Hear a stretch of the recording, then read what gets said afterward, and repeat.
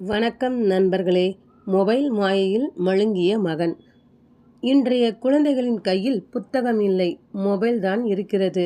குழந்தைகள் விளையாட விளையாட்டு மைதானம் இல்லை, மொபைல் ஸ்கிரீன் தான் உலகமாகிவிட்டது.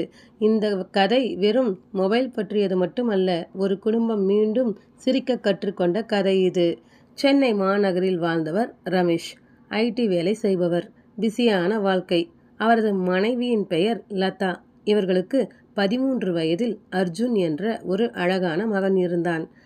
ஆரம்பத்தில் ஆன்லைன் கிளாஸ்க்காக வாங்கிய மொபைல் சில நாளில் கேம் மொபைலாக மாறிவிட்டது. காலையில் எழுந்ததும் மொபைல், சாப்பிடும்போதும் மொபைல், படிக்கும்போதும் மொபைல், இரவு தூங்கும்போதும் மொபைல். இப்படியே ஆண்டுகள் பல நகர்ந்தன. அம்மா எவ்வளவு சொன்னாலும் அர்ஜுன் கேட்கவில்லை. அர்ஜுன், கொஞ்ச நேரம் வெளியே போய் விளையாடு என்றாள். அம்மா, இந்த ஒரே கேம் முடிந்ததும் போறேன் என்றான். ஆனால் அந்த ஒரு கேம் ஒருபோதும் முடியவில்லை. இதனால் மெல்ல மெல்ல அர்ஜுன் நண்பர்களுடன் பேசவில்லை. மதிப்பெண்கள் குறைந்தது. கண் வலி அதிகமானது. கோபம் அதிகம் வந்தது.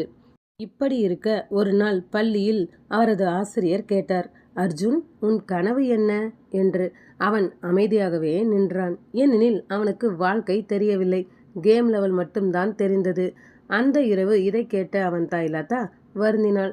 நம் பையன் நம்மிடம் இருந்து தொலைந்து விட்டானோ என அழுகிறாள். அடுத்த நாள் ரமேஷ் இதற்கு ஒரு முடிவு கட்ட நினைத்தார். வீட்டில் இருந்த வைஃபை கனெக்ஷன் கட் பண்ணிட்டார். ஃபோனை லாக் பண்ணிட்டார். இதை பார்த்த அர்ஜுன், என் வாழ்க்கையை எடுத்துட்டீங்க அப்படின்னு கத்தினான். இது வாழ்க்கை இல்லடா, வாழ்க்கையை மறக்கச் செய்யும் மாயை என்று ரமேஷ் சொன்னார்.